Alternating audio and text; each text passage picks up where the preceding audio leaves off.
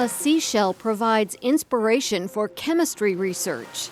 Nacre, also known as mother of pearl, combines soft and hard material in layers that fit together like brick and mortar. Are we going to break it? UNL chemist Stephen Morin borrows concepts from that elegant biological system.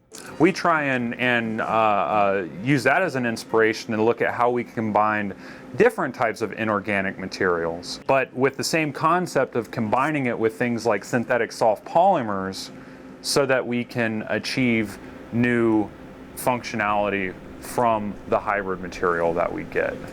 Specialized tools are put to use in the lab, a 3D printer, and a machine that puts a material covered in a chemical pattern to the stretch test.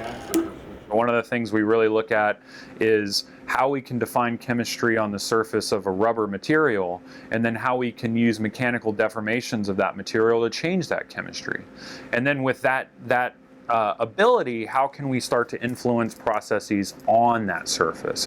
Traditionally, a chemical structure is created by fabricating inorganic material on a rigid surface that doesn't play much of a role in the process. We would like to sort of turn that upside down and say, no, let's let the surface be a participant in the process.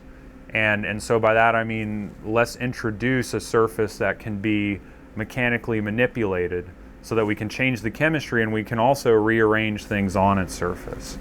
Morin's research could be applied to emerging technologies like stretchable electronics or soft sensors. But the most important contribution may be the chance to shed light on chemical mysteries.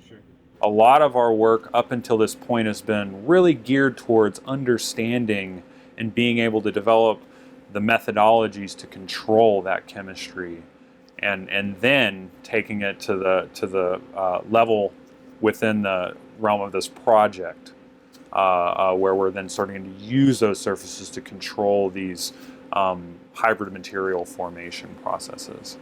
A career grant from the National Science Foundation supports Morin's research. The award will also fund a hands-on workshop for Native American students in Nebraska. The initial run of this will focus on microfluidics and soft robotics created from 3D printed molds. And so we, as part of the award, we're able to secure funding for a portable 3D printer and also some travel funds. So we'll be able to, put our equipment in a UNL van and drive to the various sites. Morin wants to share the excitement he feels when ideas transform into knowledge.